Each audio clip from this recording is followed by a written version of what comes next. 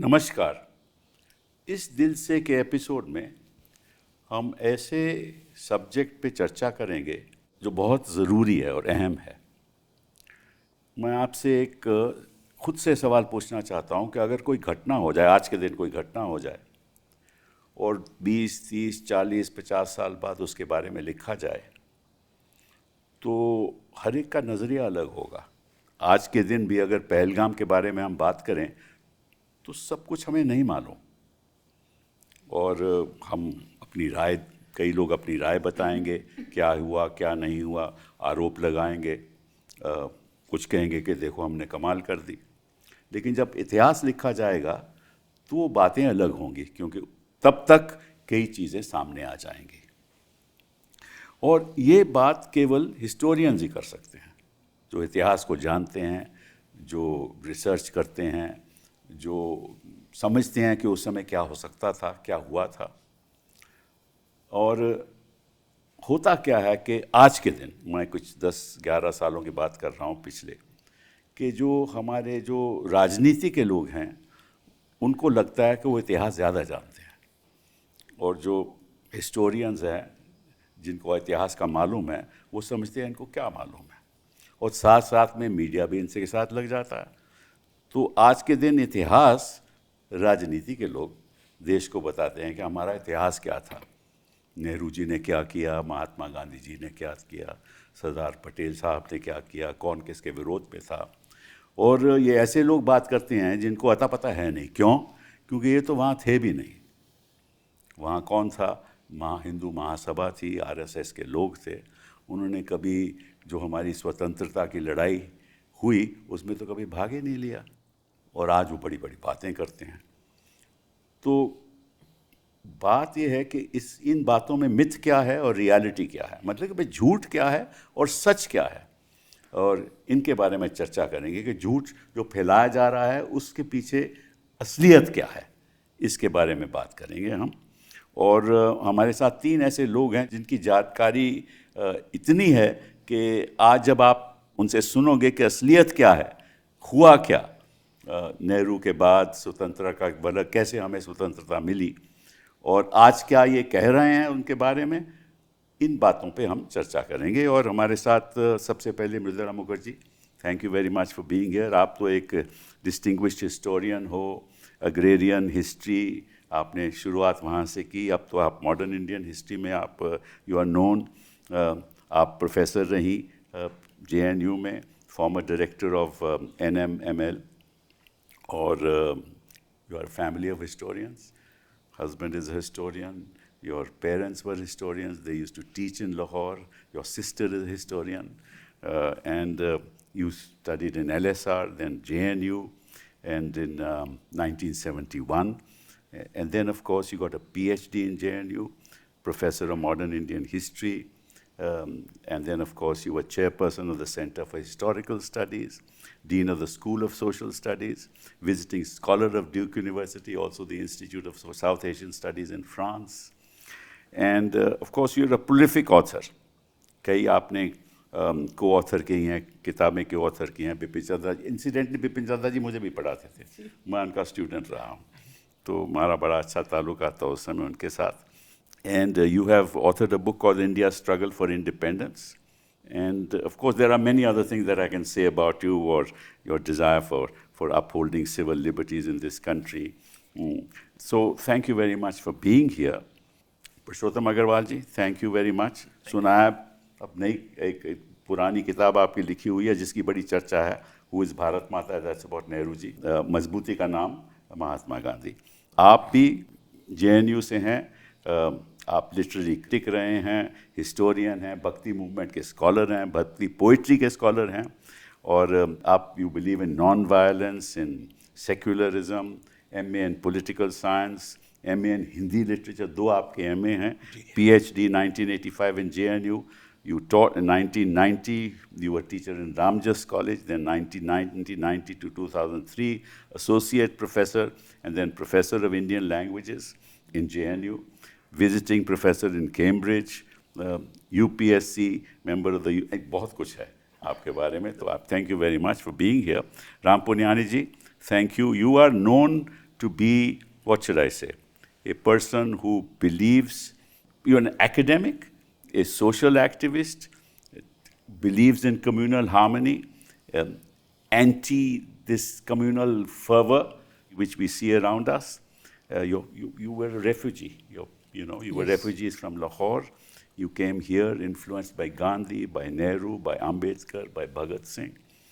Masters in Hindi. And then, of course, you did your MBBS, MD, joined IIT Bombay, served there for 27 years. और took voluntary retirement, और कई किताबें आपने 3 dozen तो आपने किताबें लिख डाली हैं, and co-authored many things. And of course, you received several awards. Indira Gandhi award you received, National Integration का award you received. So thank you very much. आप ऐसे लोग हैं जो हमें बताएंगे कि असलियत क्या है. सबसे पहले पूछना चाहता हूँ कि ये 370 की इतनी चर्चा होती है और लोग कहते हैं कि देखिए नेहरू जी ने ऐसे काम कर दिया कि हमें फंसा दिया और ये नेहरू जी की बड़ी भारी गलती थी और सरदार पटेल होते तो ये होता ही नहीं. तो क्या वाकई में सरदार पटेल नेहरू के खिलाफ थे 370 के बारे में? ये बहुत बड़ा माइथोलॉजी है जो कि फैलाया गया है. मैं बहुत खुश हूँ कि आपने इसको सबसे पहले ही उठा लिया, क्योंकि ये आज के माहौल में ये डेंजरस भी है बहुत. इसके पॉलिटिकल कॉन्सिक्वेंसेस जो है वो बड़े सीरियस है. तो बहुत ज़रूरी है कि हम इसके बारे में क्लैरिटी दें. इनफैक्ट जो हिस्टोरिकल रिसर्च इस पीरियड पे हुई है, जो कि डेटा बिल्कुल अवेलेबल है और फैक्ट्स और फिगर्स के साथ ये दिखाया गया है कि आर्टिकल 370 जो है वो टोटली सरदार पटेल की क्रिएशन है. अच्छा. उन्होंने उसको निगोशिएट किया, ड्राफ्ट किया, और उन्होंने ही पार्लियामेंट में उस वक्त जो असेंबली थी before the first Constituent Assembly, which was also functioning as the effective parliament. That's correct. उन्होंने ही उसको इंट्रोड्यूस किया. इनफैक्ट जवाहरलाल नेहरू उस वक्त हिंदुस्तान में भी नहीं थे. सुना है कि हिंदुस्तान में नहीं थे वो. तो सरदार पटेल उसके ऑथर है और उसको इंट्रोड्यूस भी उन्होंने किया. और इससे आपको मालूम है कि इसके पीछे एक और कहानी है. वो बताइए. वो ये है कि अगर सरदार पटेल प्राइम मिनिस्टर होते तो जो कश्मीर में हुआ वो सब होना ही नहीं था. 370 भी नहीं होना था. तो उनका तो कोई लिंक उसके साथ था ही नहीं. सब नेहरू की देन है. और दूसरा कि यूएन में जो ले जाया गया मामला, और जिस के एकदम से कश्मीर को हमने कॉन्कर करके क्यों इंटीग्रेट नहीं कर लिया, ये सारी की रिस्पॉन्सिबिलिटी जवाहरलाल नेहरू. ये वहाँ लगता है कि इनको सब मालूम है. असलियत कश्मीर की इनको सब मालूम है. और ये कि अगर सरदार पटेल होते तो असलियत ये है कि जब निगोशिएशंस हो रहे थे, एक्सेशन हो रहा था एक एक करके स्टेट्स का इंडिया के साथ, तो 3 प्रॉब्लम एरियाज थे. अच्छा. हैदराबाद, जूनागढ़ और कश्मीर. जी हाँ. तो सरदार पटेल इनफैक्ट जूनागढ़ और हैदराबाद में इंटरेस्टेड थे कि उनका इंटीग्रेशन हो जाए इंडिया के साथ. कश्मीर में उनको बहुत ज़्यादा रुचि नहीं थी. In fact Jawaharlal Nehru is the one जिनके कारण कश्मीर इंडिया में आया. वो क्यों वजह है? मैं अपनी बात बताऊं जी. अगर कश्मीर चले जाता जी, पाकिस्तान के साथ चले जाता, तो जो इंटरनेशनल बॉर्डर है वो पंजाब से जुड़ जाता. बिल्कुल जुड़ जाता ना. बिल्कुल. अगर पंजाब से जुड़ जाता कितनी भारी स्ट्रेटेजिक प्रॉब्लम होती हमें.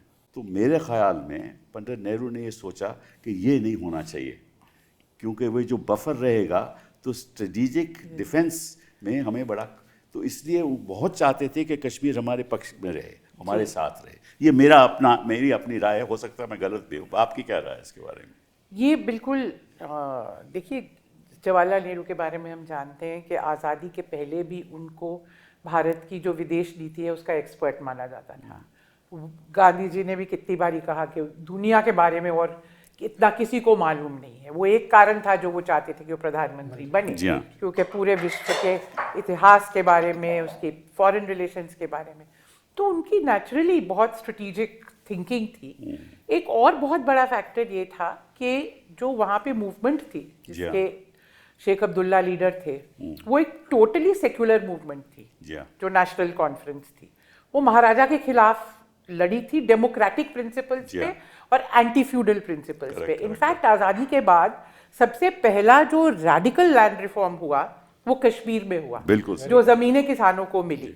तो ये मूवमेंट जो थी ये कम्युनल मूवमेंट नहीं थी, जो पाकिस्तान के साथ वो जाना ही नहीं चाहते थे। तो जो पॉपुलर मूवमेंट थी वो इंडिया के साथ आना चाहती थी, और सरदार उस मूवमेंट के साथ और शेख अब्दुल्ला के साथ नेहरू जी के बहुत अच्छे संबंध थे। पर्सनल फैक्टर भी था, कश्मीर से थे वो, ही लव्ड कश्मीर। तो जो भी रीजंस थे वो ये थे कि वो कश्मीर को अपने साथ रखना चाहते हैं, ये नहीं कि उसको दे देना चाहते हैं। परंतु सर्कमस्टेंसेस ऐसे थे कि हमें पहले ये इंश्योर करना था कि महाराजा जो है साइन करे एक्सेशन पे, और वो कराया गया और एक दिन के अंदर वो हो गया। उसको खतरा था कि अगर नहीं करूंगा मैं तो निश्चित रूप से बर्बाद हो जाऊंगा, क्योंकि वहां जो मराडर्स थे वो आ रहे थे, रेडर्स थे आ रहे थे। बिल्कुल बिल्कुल। फिर भी उन्होंने बहुत डिले कर दिया था, पर उसी वक्त आर्मी भेज दी गई। तो जो दूसरी बात जो है, ये जो यूएन में ले गए और सारा मामला बिगाड़ दिया। देखिए, जिस कैबिनेट मीटिंग में ये फैसला हुआ कि यूएन में मामला ले जाना चाहिए, उसमें श्यामा प्रसाद मुखर्जी भी बैठे थे और उन्होंने उसको अपोज नहीं किया। तो रजामंदी से हुआ। एक चीज हम और भूल जाते हैं, गांधी जी अभी जिंदा थे जब कश्मीर का एक्सेशन हुआ और जब हमने आर्मी भेजी कश्मीर को बचाने के लिए। तो ये जो है कि सारा मैसअप हो गया। एक एक चीज, जवाहरलाल नेहरू की स्पीचेस हैं और एविडेंस अवेलेबल है, एक एक चीज जो कश्मीर में हो रही थी वो गांधी जी की रजामंदी के साथ हो रही थी। उनको, वो दिल्ली में थे, आपको याद है, सितंबर के शुरू से लेके अपनी डेथ तक वो दिल्ली में थे, और जितने भी घटनाक्रम उस वक्त हुआ गांधी जी की रजामंदी के साथ हुआ। तो अगर कोई रिस्पॉन्सिबल है फॉर अ सो कॉल्ड डेबकल, तो उस पे गांधी जी का नाम भी जोड़ देना चाहिए। आपकी क्या राय है? देखिए सिब्बल साहब, जैसा आपने कहा ना, एक लेवल पर ये हिस्ट्री के सवाल हैं, लेकिन इन सवालों को जिस तरह पेश किया जाता है उसके पीछे पॉलिटिकल मोटिवेशन है। ये हिस्ट्री के सवाल उस अर्थ में नहीं है कि आप फैक्ट्स बताएंगे लोगों को और लोग मान जाएंगे। लोगों का दिमाग इस तरह बदलने की कोशिश की गई है, और अनफॉर्चुनेटली बड़ी हद तक कामयाब कोशिश की गई है, कि फैक्ट्स मायने ही नहीं रखते हैं। इसलिए जो मेरे मन में सवाल आता है, और मैं कई बार ये सवाल पूछता हूँ, और मुझे ताज्जुब है कि जब 2-3 साल पहले कश्मीर के सवाल पर लोकसभा में डिबेट हुई थी, तो कांग्रेस के किसी व्यक्ति ने लोकसभा या राज्यसभा में ये नहीं कहा कि अगर कश्मीर पर नेहरू सरकार की पॉलिसी जितनी गलत थी तो आदरणीय श्यामा प्रसाद मुखर्जी ने इस्तीफा क्यों नहीं दिया। वो नेहरू सरकार में मंत्री थे, कैबिनेट मंत्री थे। आखिरकार जब 2002 में गुजरात में वो सब हुआ तो रामविलास पासवान ने अटल बिहारी वाजपेयी की सरकार से इस्तीफा दिया था, क्योंकि तत्कालीन मुख्यमंत्री को कंट्रोल नहीं कर पा रहे थे प्रधानमंत्री जी। तो अगर इतना गलत हो रहा था कश्मीर में, अगर नेहरू सरकार इतनी गलतियां कर रही थी, तो आदरणीय मुखर्जी ने इस्तीफा क्यों नहीं दिया। ये एक अजीब तरह का अपॉर्चुनिज्म और लैक ऑफ पॉलिटिकल इंटीग्रिटी भी दिखाता है कि आप उस समय इस्तीफा ना दें, जब आप सरकार से हट जाएं तो ऐसे पेश करें चीज़ों को, और आज तक वैसे ही पेश करते चले जा रहे हैं जैसे कि आप बिल्कुल इनोसेंट थे, आपको कुछ पता ही नहीं था। ये सवाल हो या कोई भी सवाल हो, गांधी, नेहरू और पटेल की भूमिका को लेकर जो भी बातें आजकल व्हाट्सएप यूनिवर्सिटी के जरिए फैलाई जाती हैं, मैं ये बार बार कहता हूँ कि they are not matters of history. History is only a tool there, और rather one should say distortion of history is a tool there. वो पॉलिटिकल मैटर है, और पॉलिटिकल हमें समझना ये चाहिए कि क्यों आखिरकार गांधी और नेहरू, और खासकर नेहरू, गांधी को अप्रोप्रिएट करने की कोशिश की गई है, पटेल को की गई है। नेहरू जो कॉन्स्टेंटली अंडर अटैक, नेहरू एक तरह से उनके लिए सबसे बड़े विलेन। तो उसका कारण ये है Nehru's idea of India, which actually is the most authentic idea of India. Nehru का एक कंसिस्टेंट और unapologetic modern approach to things, scientific approach to issues, that actually is the basic reason. इसलिए वो नेहरू की हर चीज़ में खोट निकालेंगे, नेहरू को हर चीज़ के लिए जिम्मेदार ठहराएंगे। जैसा प्रोफेसर मुखर्जी ने कहा कि आर्टिकल 370 के आर्किटेक्ट तो असल में अगर कोई थे तो पटेल थे। बिल्कुल सही। और ये फैक्ट है, ये पाकिस्तानी हिस्टोरियंस इस बात को लिखते हैं इंटरेस्टिंगली, और तमाम सारी चीज़ों की तरह इस पर भी उनमें और इनमें सहमति है। पाकिस्तानी हिस्टोरियन से लिखते हैं कि अगर पटेल पीएम होते तो कश्मीर का रियलिस्टिक सॉल्यूशन होता। रियलिस्टिक का मतलब ये कि उन्हें पाकिस्तान को मिल जाता, वो नेहरू की वजह से नहीं मिला। बिल्कुल। तो यानी ये बहुत इंटरेस्टिंग है कि इन लोगों के हिसाब से नेहरू की गलती ये थी कि कश्मीर हिंदुस्तान में पूरी तरह इंटीग्रेट नहीं हुआ। पाकिस्तानियों के हिसाब से नेहरू का अपराध ये था कि वो कश्मीर पाकिस्तान को नहीं चला गया। पटेल होते तो चला जाता, क्योंकि पटेल रियलिस्टिक थे।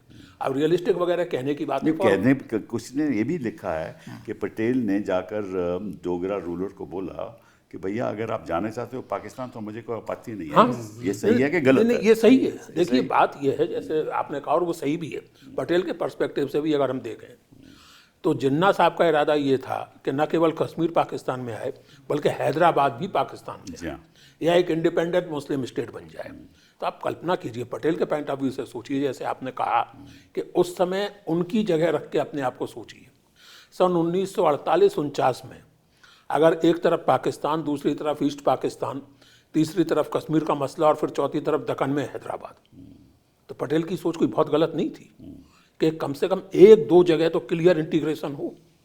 इसीलिए हैदराबाद में पुलिस एक्शन किया गया था कि वो आप करते रहिए जो भी। जूनागढ़ उनके सबसे प्रिय था। और जूनागढ़ तो उनका वो जूनागढ़ में गुजरात फैक्टर था, जैसे कश्मीर में कश्मीरी फैक्टर था, उसी तरह जूनागढ़ में तो हर चीज में गुजरात फैक्टर तो आज भी है। नहीं देखिए, नहीं सबल साहब माफ कीजिएगा, पटेल के गुजरात फैक्टर और आजकल के गुजरात फैक्टर में उतना ही फर्क हो सकता है, उतना ही फर्क है जितना रोशनी और घुप अंधेरे में।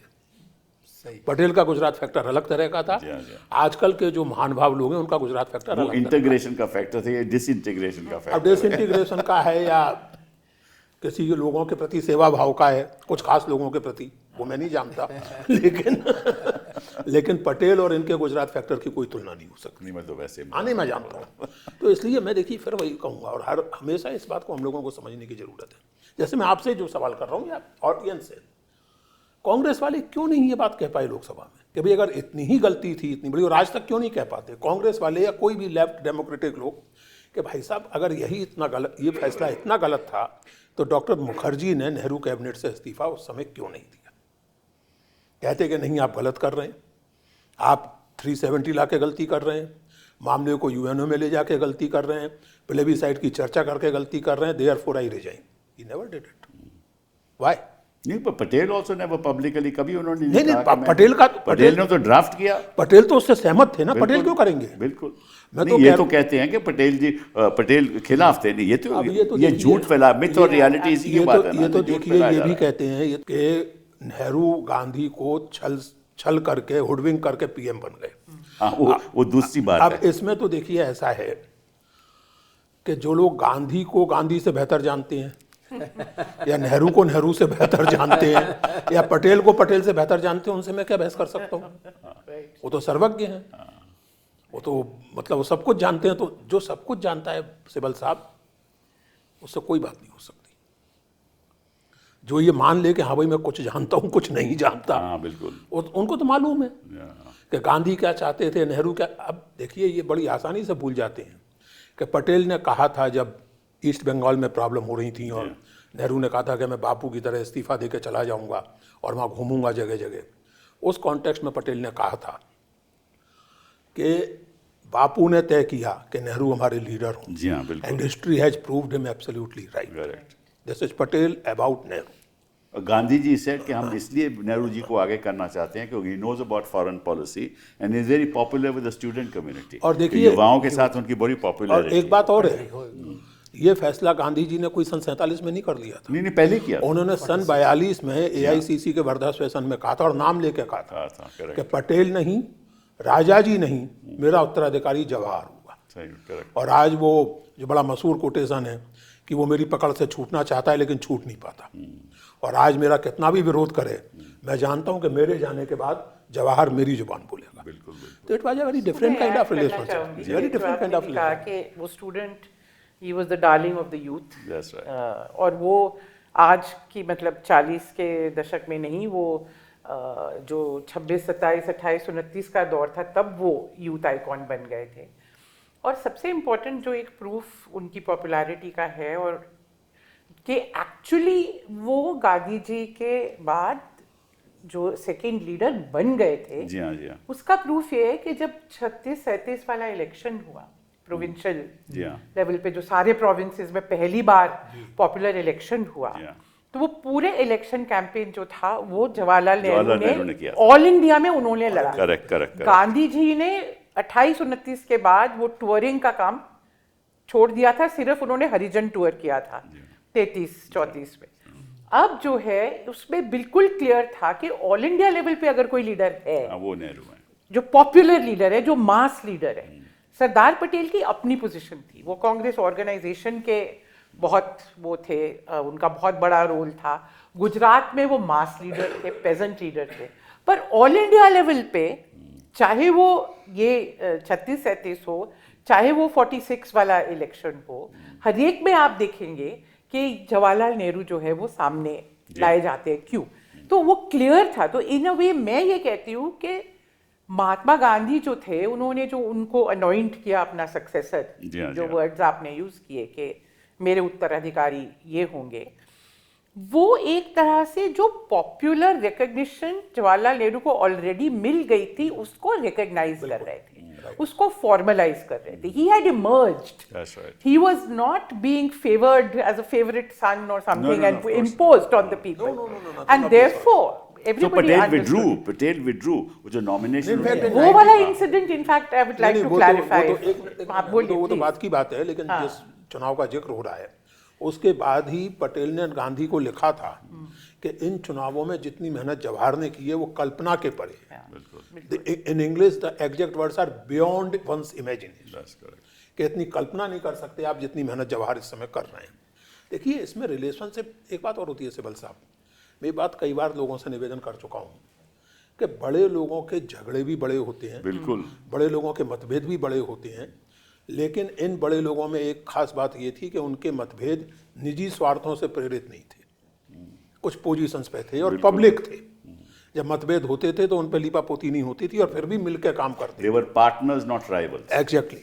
और ऐसे बड़े लोगों पर जब आप अपना छोटापन आरोपित करते हैं बिल्कुल। तो फिर दिक्कत होती है। जी हाँ, बड़े, अब आप छोटे हैं तो मान लेना चाहिए कि हम छोटे हैं, जी हाँ, जी हाँ। बड़ों को जबरन छोटा बनाने की कोशिश नहीं करनी चाहिए। वो आपके जैसे नहीं थे।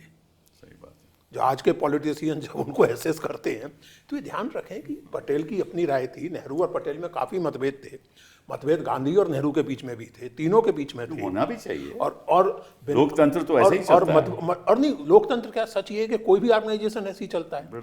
वो जो एक बहुत पुरानी घिसी पिटी बात है कि in any discussion I and you agree on everything, then one of us is unnecessary. Ram Puniyani ji, अब आप बताइए, आपकी राय बताइए जरा। 2-3 बहुत महत्वपूर्ण चीज़ें आई हैं, तो मैं एक एक को अलग करके बताऊंगा। पहले तो ये जो कश्मीर का मुद्दा था, आपने जो अच्छे से बताया है, उसमें सबसे बड़ी बात जो मुझे लगी कि शेख अब्दुल्ला के जो विचार थे वो धर्मनिरपेक्षता और समाजवाद के थे। जी हाँ, जैसे कश्मीर का लाल चौक, वो भी रशियन क्रांति की प्रेरणा से आया, और कश्मीर एक राज्य रहा है यहाँ जो उन्होंने लैंड रिफॉर्म्स ये किए। जी हाँ, फिर शेख अब्दुल्ला का ये भी मत था कि मुझे भारत में जो चाह, भारत के साथ इसकी जो चाह है, उसका सबसे बड़ा कारण ये है कि यहाँ धर्मनिरपेक्षता के 2 सितारे हैं, एक गांधी और दूसरे नेहरू। तो नेहरू और शेख अब्दुल्ला की जो दोस्ती, वो मेरे ख्याल से वैचारिक आधार पे बहुत मजबूत थी, ये उसका एक कारण था। दूसरा, सरदार वल्लभ भाई पटेल के 2-3 मुझे इंसिडेंट्स याद हैं।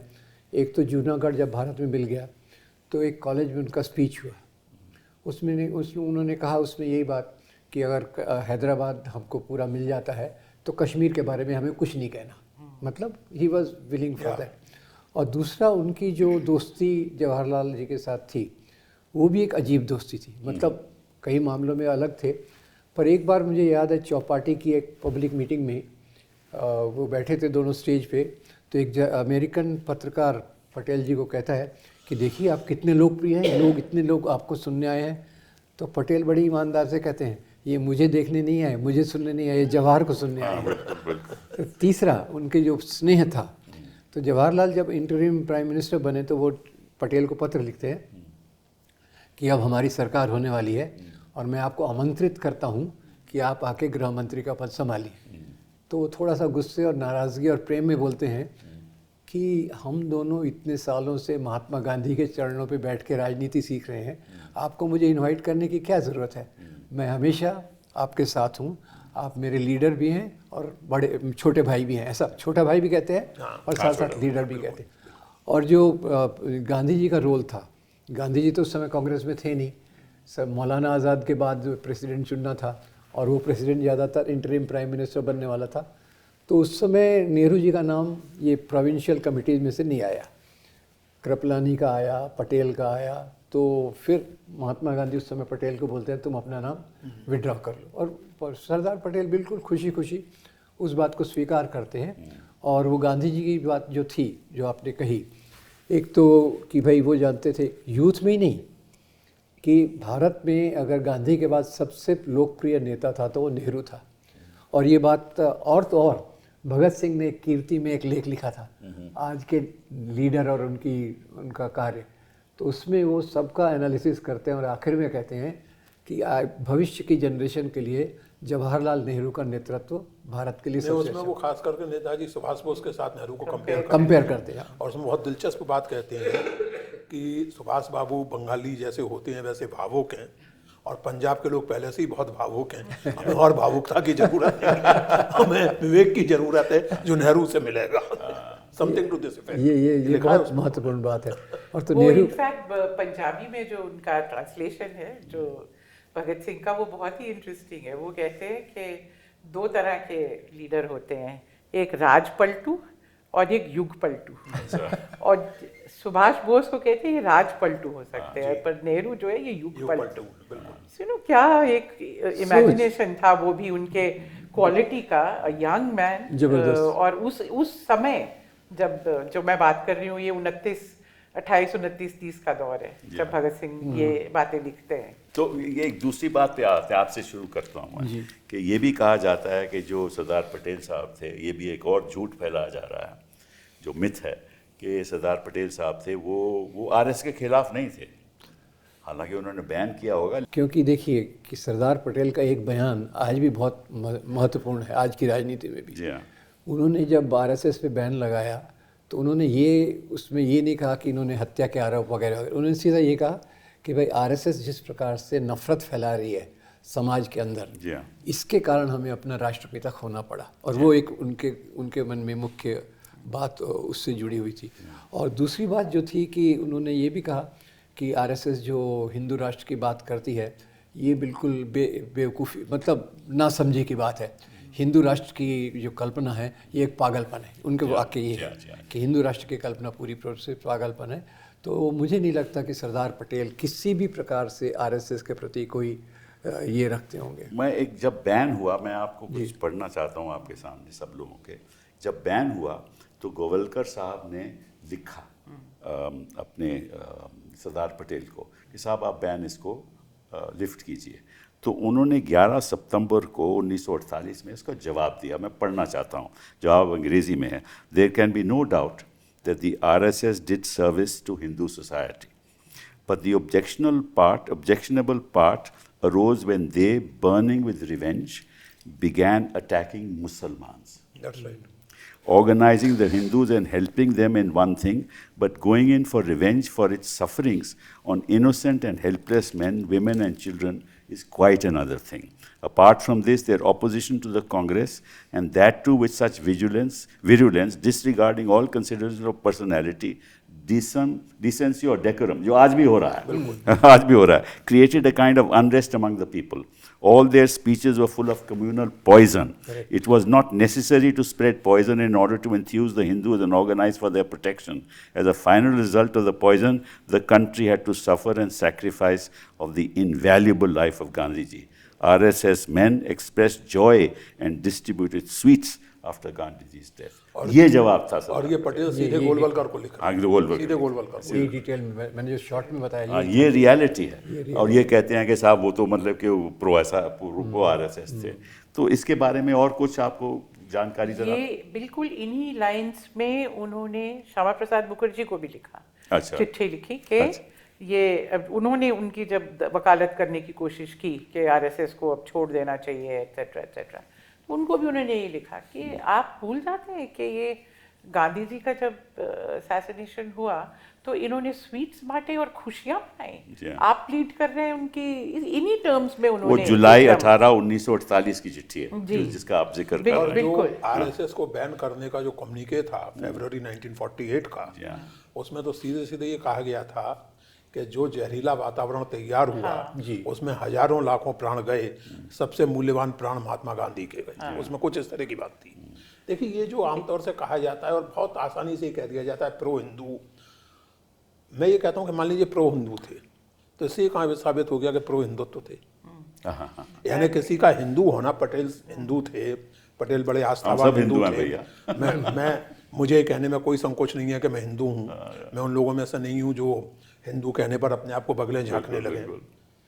और मैं तो ये कहता हूँ कि सिब्बल साहब कि चूंकि मैं हिंदू हूँ इसीलिए मैं हिंदुत्व से परेशान रहता हूँ, क्योंकि मुझे लगता है कि मेरे हिंदू ट्रेडिशन को, मेरे हिंदू विरासत को अगर सबसे ज़्यादा खतरा किसी से तो पॉलिटिकल हिंदुत्व से।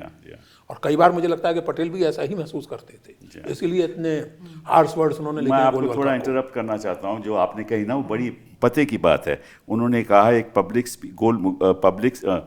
11 जुलाई 1949 में उन्होंने कहा कि the RSS will function as a cultural organization, eschewing secrecy and adjuring violence.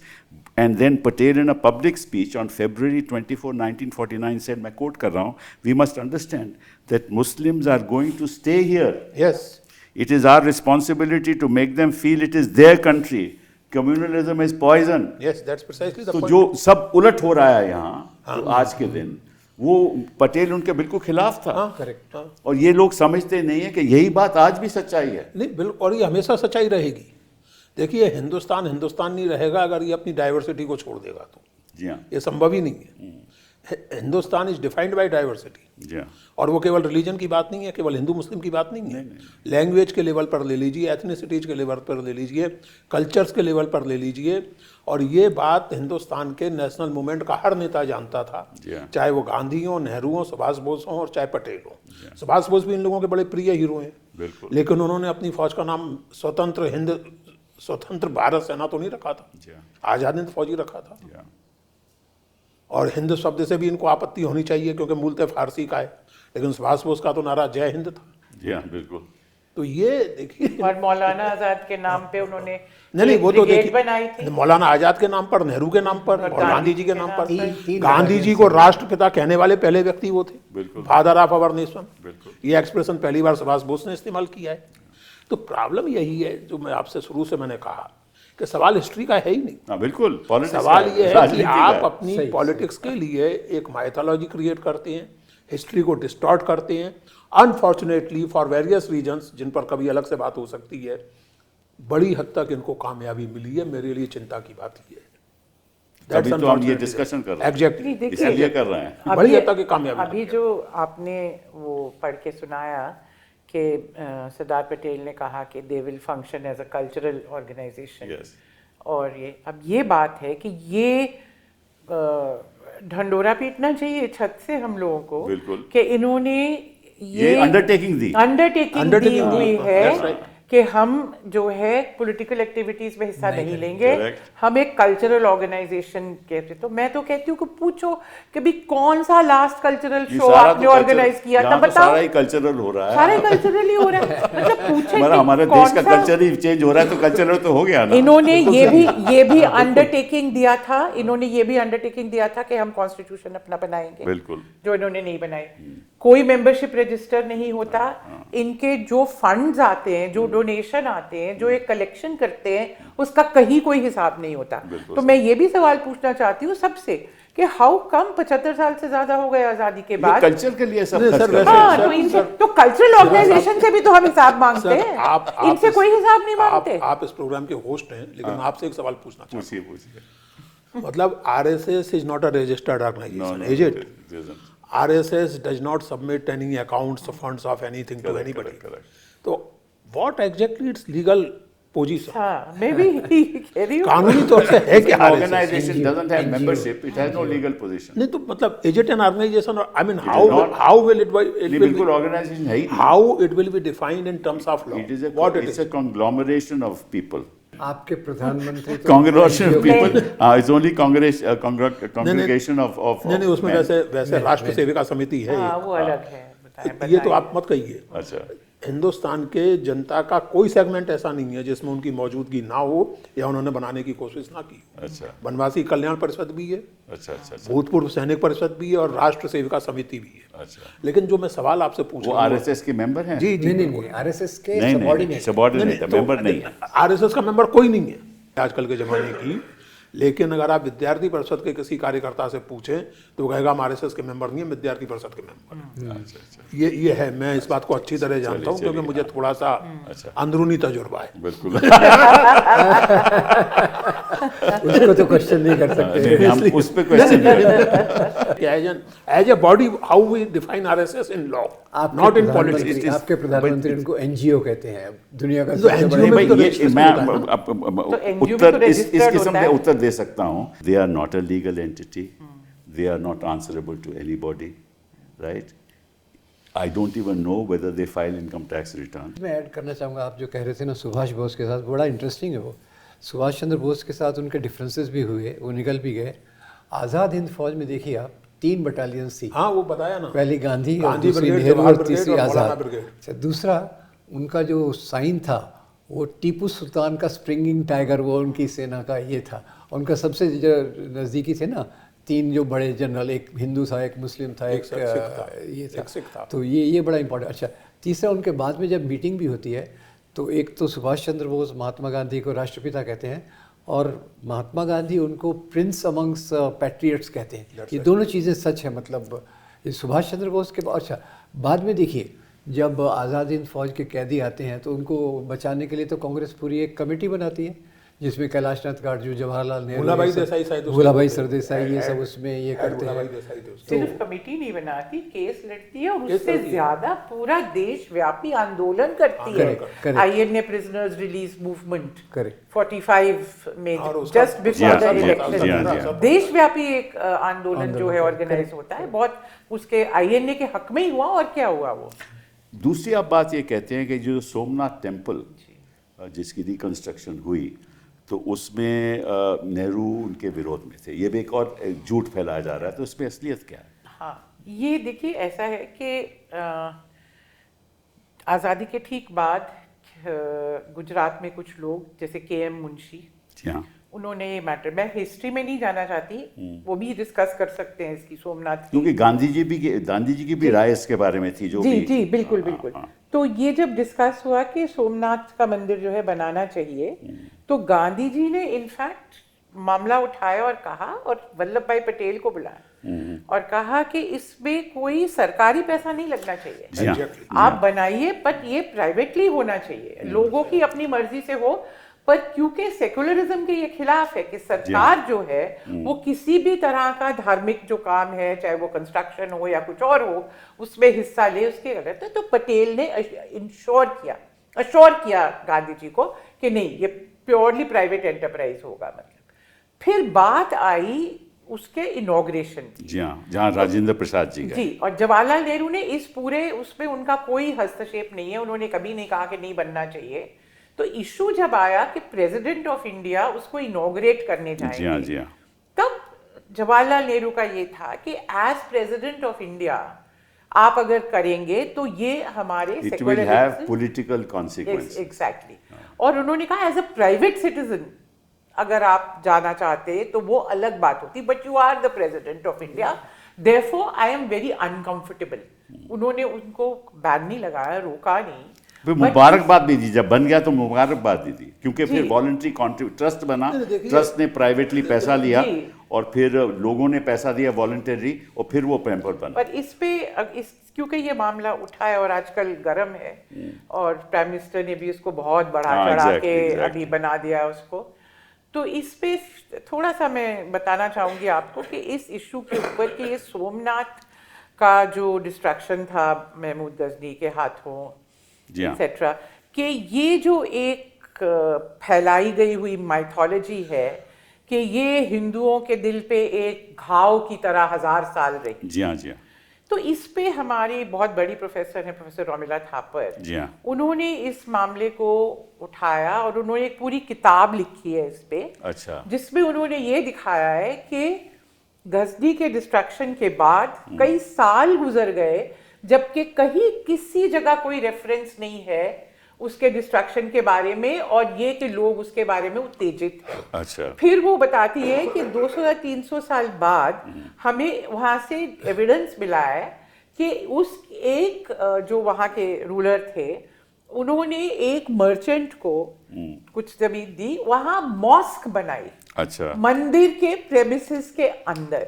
अच्छा। तो पूरे उन्होंने हिस्टोरिकल रिकॉर्ड्स 1000 साल के छान के ये दिखाया है कि ये जो आइडिया है कि 1000 साल से एक घाव था और ये बहुत बड़ा एक इवेंट था, ये पहली बार इसका मेंशन ब्रिटिश पार्लियामेंट में एक ब्रिटिश पॉलिटिशियन लाते हैं, क्योंकि उस वक्त आपको तो मालूम है कि ब्रिटिश ये कहने की कोशिश कर रहे थे कि हमने जो है अपना रूल इस्टेब्लिश करने के लिए, पॉपुलर होने के लिए हिंदुओं को ये पढ़ाया जाता था कि हमने तुम्हें मुसलमानों के राज से बचाया।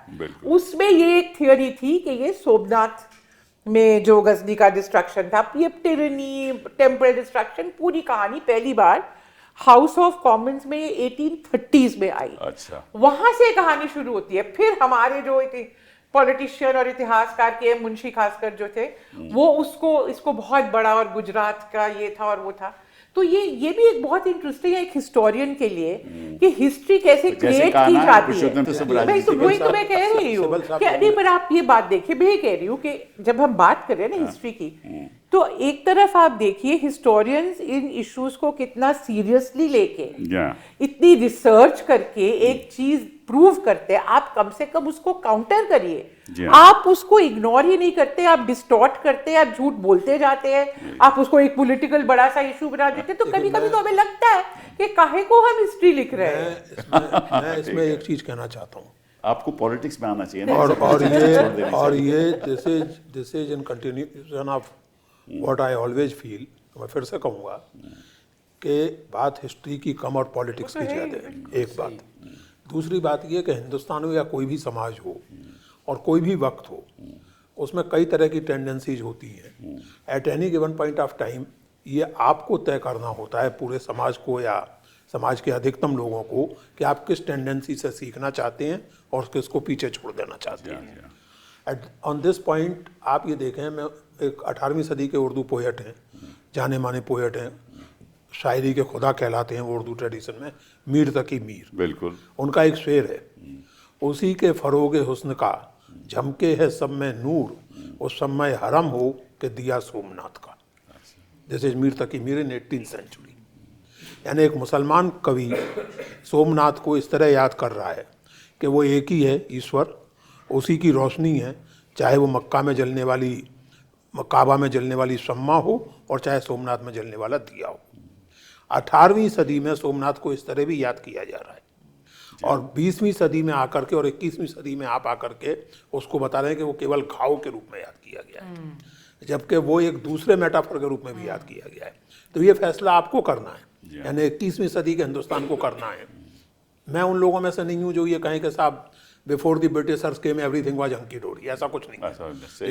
लड़ाई झगड़े होते थे, वरना कबीरदास को कहना नहीं पड़ता कि आपस में दो लड़त मरत है मरम ना काहू जाना। लड़ाई झगड़े तो होते थे, लेकिन उन लड़ाई झगड़ों के साथ डायलॉग भी होता था। लड़ने झगड़ने वालों के साथ कबीर जैसे लोग भी थे, मीर जैसे। हमसे झगड़ते हैं, डायलॉग तो करते ही नहीं, कर ही नहीं सकते ना। देखिए डायलॉग करने के लिए जरूरी है सिबल साहब, हम तो करना चाहते हैं। आप इसलिए करना चाहते हैं क्योंकि आप जानते हैं कि आप सब कुछ नहीं जानते। वो मानते हैं कि वो सब कुछ जानते हैं, ये जानते नहीं हैं, मानते हैं कि सब कुछ जानते हैं। और जो आदमी ये मानता है कि वो सब कुछ जानता है, वो काहे को किसी से डायलॉग करेगा? I know that I know not. Exactly. That's why you enter into a dialogue. If I am convinced कि मुझे तो सब पता है, तो फिर काहे का डायलॉग? करेक्ट। That's it. आपने ये बात कही तो नेहरू जी ने वो चिट्ठी लिखी जिसके बारे में आपने जिक्र किया। वो चिट्ठी 11 मई 1951 में थी। वो कहते हैं, I confess that I do not like the idea of your associating yourself with the spectacular opening of the Somnath temple. कुछ मुझे आपको नज़ारा कुछ और चीज़ का दिखता है इसमें? जी जी जी हाँ? दिखता है ना, सबको दिखता है। हाँ, दिस इज नॉट उसी को जस्टिफाई करने के लिए सोमनाथ याद किया जाता है। This is not merely visiting a temple, which can certainly be done by you or anyone else. कोई भी जा सकता है, but rather participating in a significant function, Yes. which unfortunately has a number of implications. Yes, that's it. सही बात है। This is what secularism बिल्कुल is. Logical बात है। This केवल is the secular- definition of secularism. देखिए केवल कि आप सेकुलर जाइए, एक व्यक्तिगत रूप में आप जाइए, मंदिर जाइए, मस्जिद जाइए, गुरुद्वारा जाइए, कहीं भी जाइए, चर्च जाइए, कहीं हाँ, भी कहीं भी जाइए, जाइए। बट अब उसको आप परफॉर्म नहीं कर सकते वहां जाकर, Exactly. Specially when you in a public position. You are president of the Not republic. as a- You are not as a president prime of the minister. republic. not as a representative of the public. And mind you, Rajendra Prasad ji was going only to inaugurate, not to become the judgeman. नहीं, not only that, he replied. अरे जब उनसे बोला गया तो मालूम नहीं, ही replied, he said अगर मुझे मस्जिद में बुलाया जाएगा हाँ, तो मैं मैं वहां भी वहाँ भी जाऊंगा। जाऊंगा। That's it. right. हाँ, अगर कहीं और बुलाया जाएगा तो वहां जी जाऊंगा। ये बुला दिया He was जाता not taking discrimination. Yeah. हम लोग Not कहाँ at जाते हैं? all. यहाँ Not तो at केवल एक ही जगह जाया और जाता नहीं है। ये आजकल बुला दिया जाता है, ये नहीं कोट किया जाता। हाँ, तो मैं- कि राजेंद्र प्रसाद जी ने कहा कि अगर बुलाया गया तो मैं मस्जिद भी जाऊँ। चौथी बात, ये कहते हैं कि हिंदुस्तान का बंटवारा कांग्रेस की वजह से हुआ। ये अनदर मिथ। इसके बारे में आप क्या कहेंगे? मतलब मेरे ख्याल से पाकिस्तान रेजोल्यूशन तो सन 40 में पास हुआ है, if I'm not wrong। Savarkar ने 1937 में कहा था जी हाँ। कि ये मानना कि हिंदुस्तान इज ऑलरेडी या homogeneous nation is wrong. In this country there are clearly distinguished two nations, Hindus and Muslims. This is Savarkar in 1937। 1923 में उनकी वो किताब नहीं, वो किताब की बात नहीं कर रहा हूँ मैं, उसमें तो इस तरह क्लियरली वो नहीं उन्होंने था। presidential address हिंदू महासभा के 1937 Ahmedabad Hindu session, Ahmedabad Hindu Mahasabha session, Savarkar was presiding over it and this sentence occurs in his presidential address that in this country there are two nations, Hindus and Muslims। तो ये तो कहते हैं, बिल्कुल, ये तो बात नहीं मानते। ये इसका कोई क्या कर सकता है? तो ये हिस्ट्री है या पॉलिटिक्स है? हैं? ये हिस्ट्री है या ये पॉलिटिक्स? उस समय भी पॉलिटिक्स थी और आज भी पॉलिटिक्स उस समय भी हिस्ट्री नहीं थी और आज भी हिस्ट्री नहीं है। उस समय भी हिंदू और मुस्लिम दो अलग अलग नेशन नहीं थे और आज भी नहीं है। सावरकर भी पॉलिटिक्स कर रही थी, ये लोग भी पॉलिटिक्स कर रहे हैं।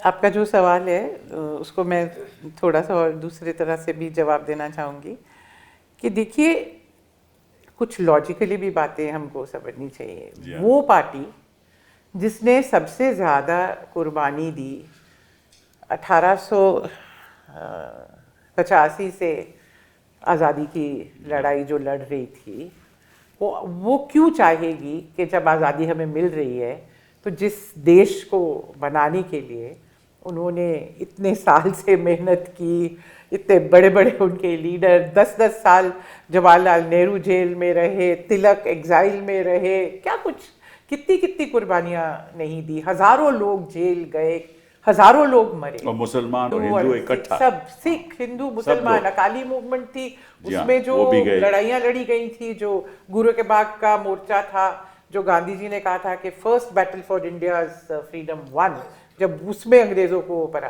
तो ये लॉजिकल है कि वो पार्टी जो है चाहेगी कि उस देश को हम बांट दें। शुरू में लॉजिक से करना चाहती हूँ, और एक्चुअल जो हिस्ट्री है वो हम सब जानते हैं। अब भुलाना चाहते हैं तो अलग बात है कि अंग्रेजों ने 1857 के विद्रोह के बाद से ही ये हिंदू मुस्लिम जो है, जब उन्होंने देखा कि ये लोग सब इकट्ठे लड़ सकते हैं और लड़े, और वो लड़ाई 1 साल चली थी, उतने ही कुर्बानियां उधर से हुई जितनी इधर से हुई। हालांकि पावर उनके पास इतना था, कहा जाता है कि 1 लाख सोल्जर उधर मरे, 1 लाख रेबेल जो मरे, और इतना ब्रूटल रिप्रेशन हुआ।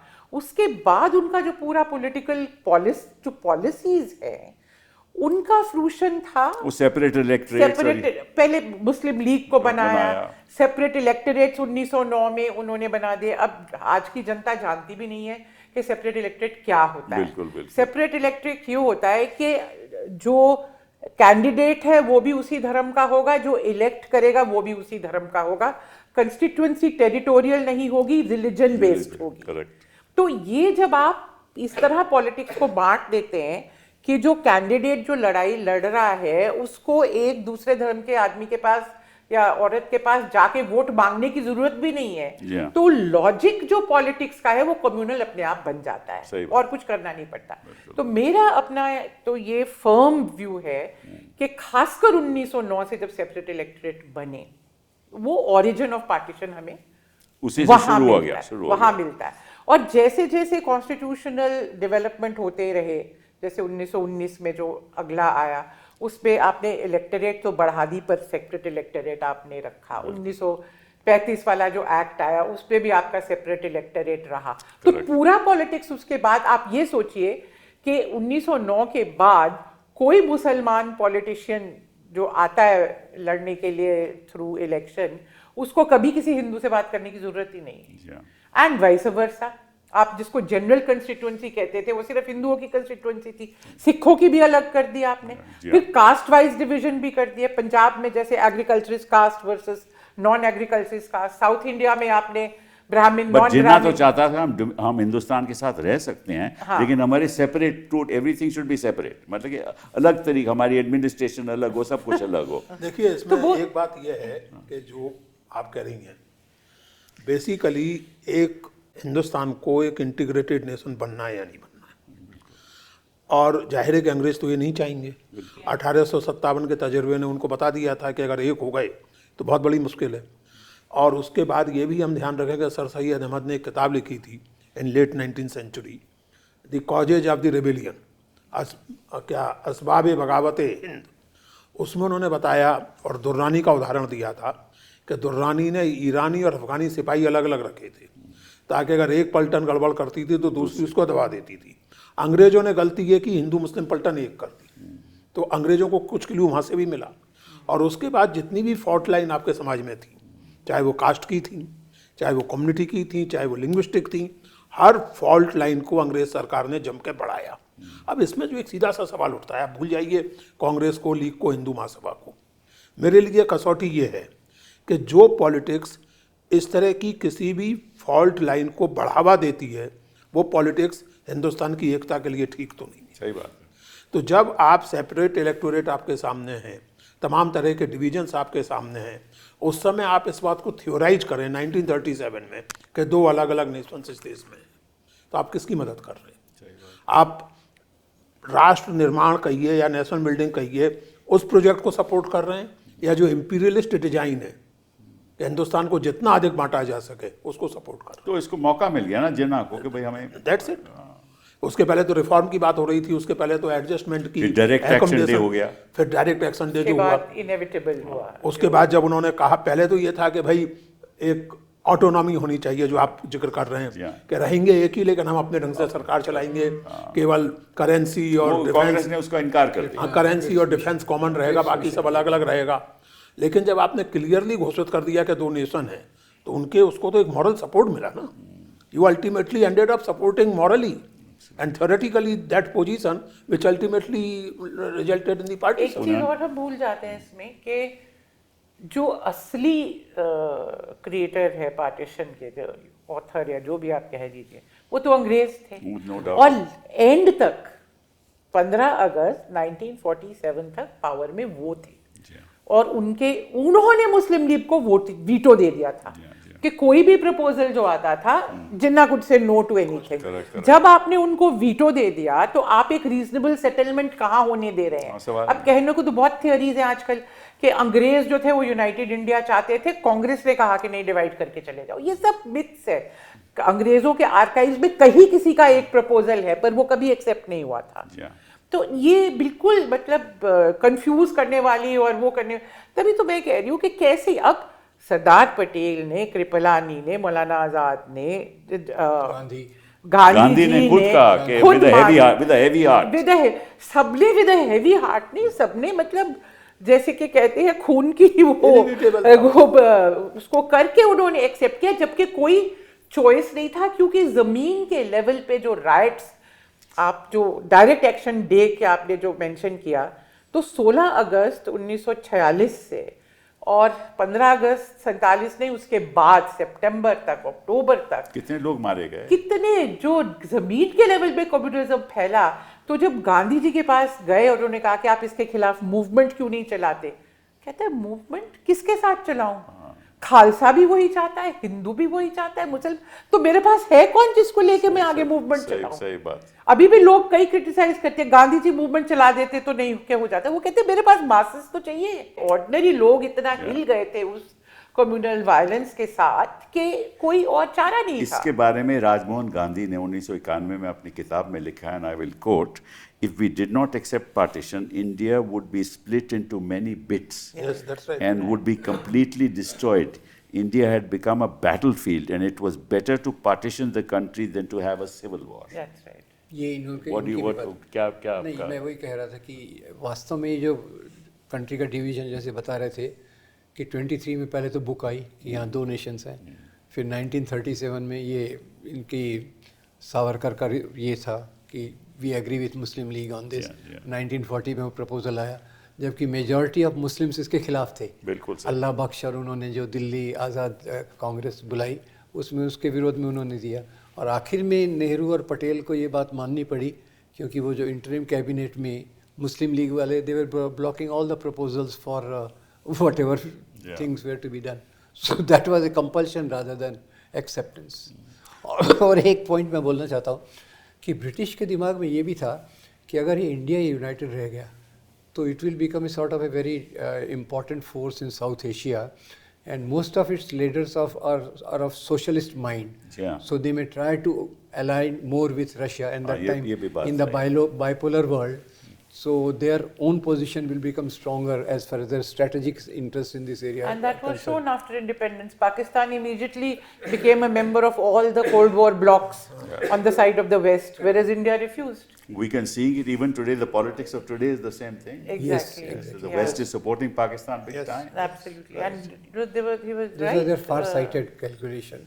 By the way, this thing about civil war, that the only way you can prevent it, you see, Nehru said that again and again, that, you know, it's not that you can't stop the partition from happening, but do we want to massacre our own people? Exactly. It means not just civil war, it means brutal repression. तो इसका मतलब है कि राजनीतिक लोगों को थोड़ा बहुत इतिहास समझने की जरूरत है। थोड़ा बहुत नहीं, बहुत ज्यादा।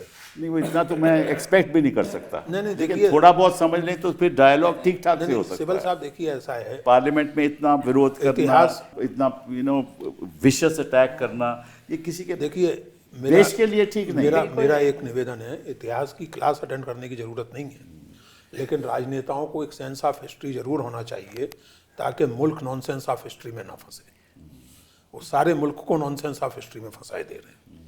यानी एक अजीब स्थिति बन गई है, यानी कि आज आप देखिए तो रोज़ कोई ना कोई नया तमाशा खड़ा हो जाता है।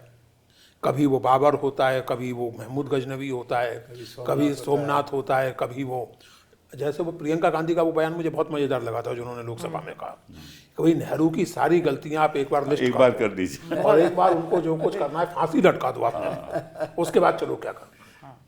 मतलब नेहरू जी, यानी कई बार मुझे लगता है कि वो नारा लगाते हैं ना तमाम पॉलिटिकल पार्टियों के लोग कि मेरा बूथ सबसे मजबूत, सबको अपने जोश दिलाते हैं, तो मैंने उस पर एक नारा इनकी तरफ से गढ़ा है कि नेहरू का बूथ सबसे मजबूत। अभी तक पिंड नहीं छोड़ रहा है नेहरू जी, 64 में गुजर गए, आज तक वो मतलब नेहरू के भूत से आज तक ग्रस्त है। चलिए इस चर्चा इसमें को मैं ये सिर्फ एक लास्ट चीज कहना चाहती हूँ कि एक कारण, और थोड़ा मैं इसमें आपसे थोड़ा डिफर करती हूँ, एक कारण जो नेहरू पे अटैक होता है जोरों का, it's a proxy attack on Gandhi, ये मेरा विश्वास है। नहीं, ठीक है, गांधी जी पे सीधा अटैक करने की इनकी हिम्मत आज तक भी नहीं उसको तो है, और क्योंकि असल में appropriate दोनों करते के हैं ना idea Gandhi of ji. India बिल्कुल सेम नहीं, देखिए इसमें डिसएग्री की कोई बात ही नहीं है। गांधी पर अटैक करना मुश्किल था, और मैं ये मानता हूँ, बार बार कहता हूँ मैं ये, कि उन्हें बड़ी हद तक कामयाबी मिली है, और उस कामयाबी से मिले कॉन्फिडेंस का नतीजा ये है कि मनरेगा जी राम जी हो गया है। ये पहली बार हुआ है कि किसी स्कीम का नाम इस तरह बदला गया है। नई स्कीम लागू की गई है, नए वो किए गए हैं, नेहरू के नाम से जो चीजें थी उनके नाम बदल दिए गए हैं। गांधी के नाम से चलने वाली किसी स्कीम का या गांधी के नाम से बनी किसी इंस्टीट्यूशन का नाम बदलने का काम पहली बार बिल्कुल, हुआ अभी है। तक And this हिम्मत shows their नहीं confidence, थी। this shows This their shows- confidence। बिल्कुल, वो तो उसके लिए राम को लाना ये- पड़ रहा है। और उसके लिए राम को लाना हाँ, ये बात अलग है कि गांधी के मुकाबले राम को हराना पड़ चलिए रहा है। राम के नाम पे हम चर्चा खत्म करते हैं। गांधी बहुत बहुत धन्यवाद, गांधी और राम दोनों के नाम पर। दोनों के नाम पे।